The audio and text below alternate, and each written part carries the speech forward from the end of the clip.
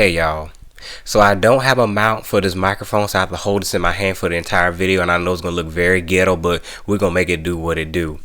Now, this is some tea, and this tea is piping hot. Okay, so when you pour this tea in your cup, make sure your cup is a thermal cup, or you gotta get some ice cubes and stir that in before you sip this tea right here. Ooh, now, between Nintendo and their fans, I am convinced they need their own reality show, because it's like on each side, both of them got so much like vendetta against each other, like the real scorn fans of Nintendo or whatever we're gonna call it. But let's get into this right here, this article. Oh my gosh.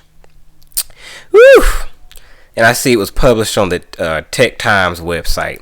Nintendo hacker Bowser pleads guilty to piracy charges, agrees to pay company $4.5 million. I could be reading this on my computer, but I'm gonna do it from my phone because I'm still. This is a struggle setup. So let's get into it. Okay, so it was posted by R.J. Pierce for Tech Times. Nintendo has finally caught Bowser, but no, not the trademark Bowser from Nintendo. The man in question is not a King Koopa, but a person, Gary Bowser, a Canadian hacker who led the massively profitable hacker group Executor, fancy way of saying it, which sold Nintendo piracy tools.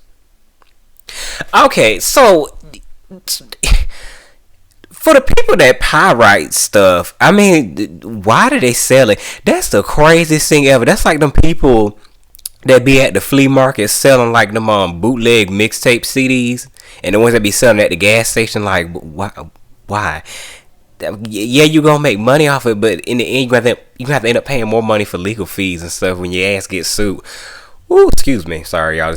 I ain't mean to kiss, right? Okay, so, after initially denying his involvement, Bowser has now pleaded guilty of charges of conspiracy and piracy reports, PC Mag.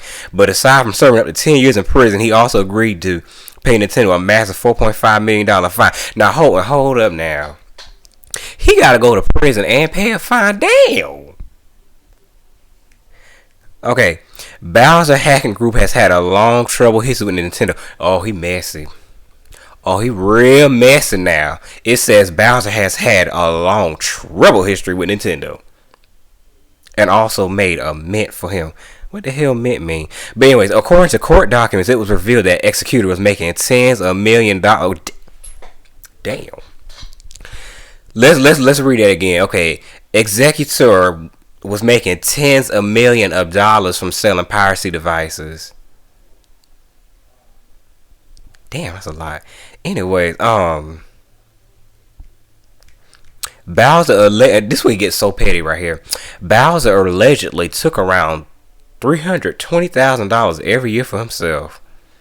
The piracy devices that Executor sold were basically custom firmware that enabled people to play pirated games on Nintendo console like the Switch. But what would be the point of? Okay, what would be the point of having pirate games on a Nintendo Switch console? I mean, that makes. I mean, that kind of defeats the purpose. I mean, you had like Soldier Boy, who had that fraudulent console, and that bootleg console only played pirate games, and that was it. But then, why would you sell like a legitimate console that can play legitimate games, and then slap like bootleg games on it and pirated games? I mean, that just makes. Like, why? Because, I mean, if somebody's going to buy a pirated games, why would they buy it with the legitimate console? I mean, that makes no sense to me. I don't know, that is how I see it. But aside from Executor, Bowser was also the head guy behind the website MaxConsole.com. The website was, according to the original PC Mag report, known for reviewing hacking tools used on Nintendo consoles and games. But it's just not him that's going to the slammer for video game piracy. Ooh, messy, messy, messy. Other Executor members were also indicted, notably French national Max Laurent and Chinese national. I'm sorry, I'm about to mess this up. I'm sorry. Okay, Juan Wanen Chin. The trio is still awaiting sentencing as is writing. How did Nintendo... Now, see, now this is a good question. How did Nintendo capture them is what I want to know. This is what the article says next. How did Nintendo capture this guy? As previously mentioned, Nintendo has been long aware. See, they have been long aware. They've been building a case on his ass. They've been long aware. They was like, you know what? You've been doing some foolery, but we gonna let it just pile up. We gonna just let it build up like dominoes. We gonna let it build up like mold and mildew on a bathtub. We gonna let you just keep doing it till you get comfortable. Keep doing it. And as previously mentioned, Nintendo has been long aware of Executor's business and just how much damage it was causing the company for every sale of video game piracy tools. Nintendo initially sued the guy back in April for 1 count of copyright violation and 2 counts of trafficking for executors and sales of hacking goods. Aside from making lots of money out of it, the sales of these piracy-enabled hacks were not doing Nintendo any favors. Okay. IGN Southeast Asia reported that for every tool sold, they were doing $2,500 in damage. Now see, this is where it gets interesting right here. So every tool that they sold, it was $2,500 in damage. So they just basically accumulating like all this debt and money that needs to be owed back to Nintendo. Cause you know, Nintendo's that girl. You're not about to sit there and disrespect. You're gonna put some respect on Nintendo. Okay, you don't mess with them. Alright. So as for their copyright violations, they were causing roughly $150,000. Damn! It said, let me read this again. Okay, as for their copyright violations, they were causing roughly $150,000 in damages for every single one day. Man! So every 4 units they sold, that's $1 million right there. Oh my gosh. Wow. $1 million for 4 consoles. Damn. I mean, like, wow. So, Nintendo's strict anti-piracy crackdown. If there's one thing you should know about this long-running Japanese game publisher, is that they hate pirates. Well, yeah. Yes, we're aware of that. They hate pirates.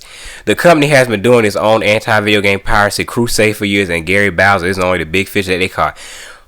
Back in June, it was reported that the company won $2.1 million. Y'all, I'm just butchering up this article right here. Woo! I need to take some reading classes, right? Back in June, it was reported that the company won $2.1 million. Damn, what did I say? Back in June, it was reported that the company won a $2.1 million lawsuit against the website ROM Universe, which reportedly distribute pirated Nintendo games available for anybody to download. The guy who ran the site was Los Angeles resident Matthew Storman. Damn, they got his full name and everything. Ooh, Nintendo just be up on. They got the man full damn legal government name up. Ooh. Who made the biggest mistake of representing himself in court. Ooh, damn, he went to court representing himself. Matthew. Come on now, Matthew. By doing so, he basically sealed his fate in court against a multi-billion-dollar company. ROM Universe roughly 2-year ROP ended abruptly, which robbed Storman of his income. Hold on. Okay. So Matthew ran the site. Okay. Which is... Okay, so he ran the site and the website had ROMs on it where people download games and stuff. The article says ROM Universe roughly 2-year romp ended abruptly, which robbed Storman of his income of an average of how. But how would his income be robbed if he had a website that had ROMs on it and had pirated games on it? I mean that makes no sense. That's okay. That's like Peter Pan going to court and got sued, and he got robbed of his income. But how's he getting robbed of his income if he had other people taking other people's income from his website, such as pirating games? This okay, all right. I know. So he lost over 30,000 to 36,000 a month from premium ROM universe memberships. Nintendo just doesn't play around with dealing with pirates at all. I know. Okay, so from the whole article, I know it's Nintendo's like the complete, bad guy, and Nintendo is just they're this and they're that, and Nintendo is just they're mean and they're corrupt and stuff. And which I could understand that. I do feel like Nintendo do be doing too much, but then at the same time, you gotta think about it. They make money off games, and if people's out there passing out their games on their website,